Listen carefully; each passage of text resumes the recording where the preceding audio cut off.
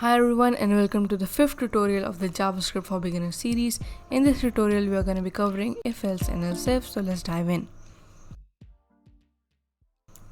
So if, else and else if are a way to write conditional statements in JavaScript, and conditional statements are used to execute a specific block or line of code according to a specific condition or situation. So now that we know a little bit about conditional statements, let us move on to the next topic.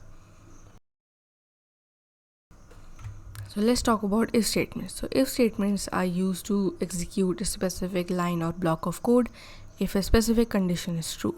So let us see how we can create an if statement in our program. So we have to type if, then parenthesis, and after that curly braces. And between these parentheses you have to put your condition. And after that the code you want to execute if this condition is true will come between these curly braces. And you don't need these curly braces if you want to execute single line of code in your if block. This whole thing is a block, and if you want to execute multiple line of code you will need these curly braces. So this is how the if statement is working. So if this condition is true, it will execute the code inside these curly braces, but if this condition is false, it will simply move on to the next line after the if statement. So now if the same condition is false, how we can execute a specific block or line of code? So for that we have to use the else statement. So we have to type else and then curly braces, and after that the code we want to execute inside the curly braces.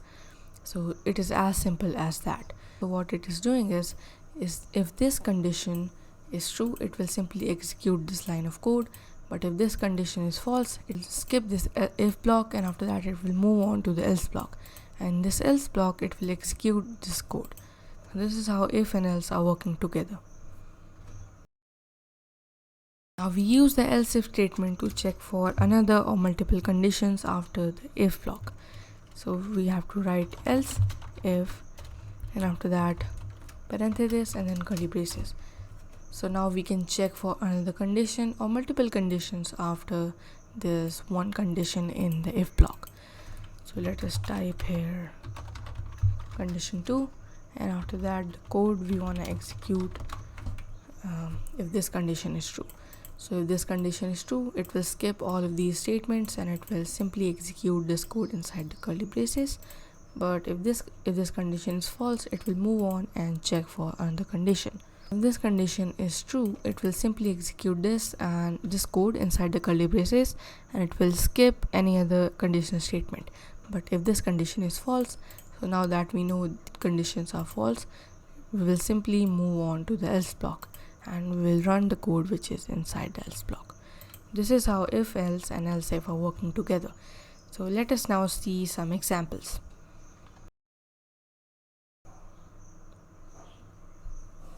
So the first example is only using if and else, and we will use if, else and else if in the next example. So now let's continue with the first example. So in this example we will create an age variable, and if the age is above 18 we will log that you can drive to the console, but if the age is below 18 we will log that you can't drive to the console.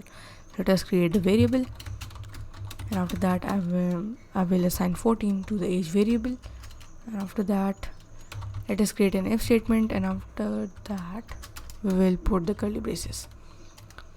So between these parentheses we will put the condition, which is if age is less than 18 we want to log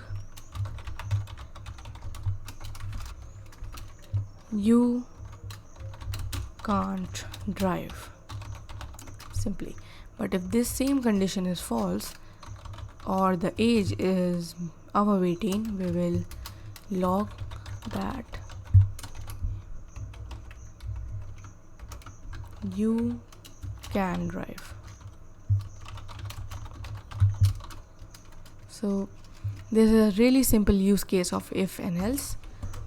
So I will get you can't drive because the age is below 18, and after that if I assign 21 to the age, so now the age is 21, we will get you can drive. So this is a really basic example of an if and else. So let us move on to the next example. So in the second example we will display the grades according to the scores. So let us declare a variable score, and after that let us say that 95 is assigned to the score, and after that we will create an if statement, and the condition would be if score is greater than or equal to 90, and we will chain two conditions here. The score is less than or equal to 100. So if the score is between 90 to 100, we will log grade A plus to the console.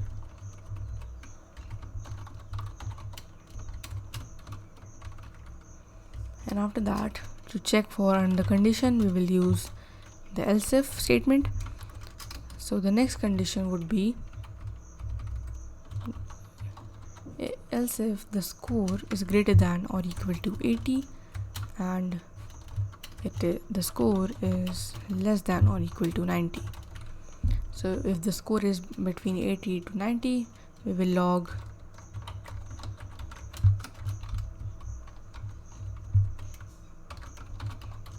grade A to the console, and after that we have to check for another condition.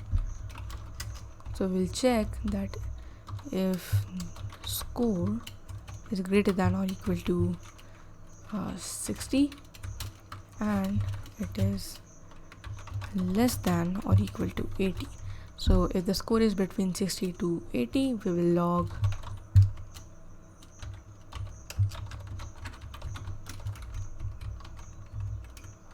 grade B to the console.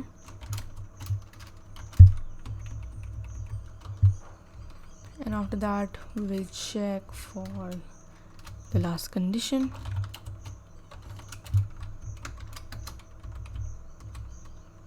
So else if the score is greater than or equal to 40 and the score is less than or equal to 60. So we will log grade C in the console.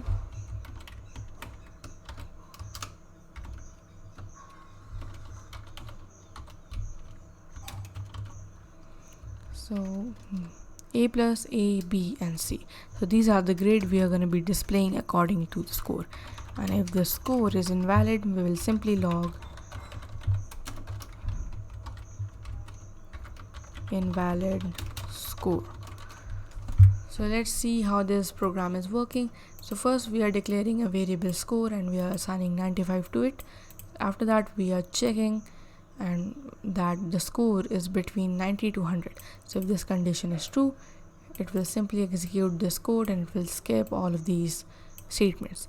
But if this condition is false, it will move on to the next condition, and if the next condition is true, it will simply execute this code and it will skip the statements. But if this condition is false, it will move on and check for another condition, and after that, if this is true, it will execute this code, and if this is false, it will move on to another condition, and again if this is true, it will execute this code.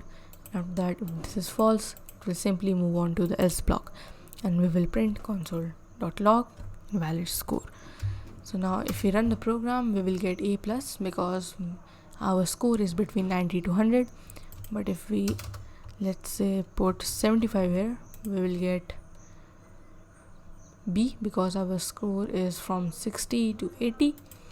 And if I put 67, we will again get B because our score is between 60 to 80. And after that, if I put 45, I will get grade C because 40, our score is between 40 to 60. And next, if I do something like this, if I put hello in the score, we will print invalid score because this is not satisfying any of these conditions. So else we will print invalid score. So this is the second example. So that is it for this video. Leave a like if you enjoyed, subscribe for the next tutorial, and until then, see ya.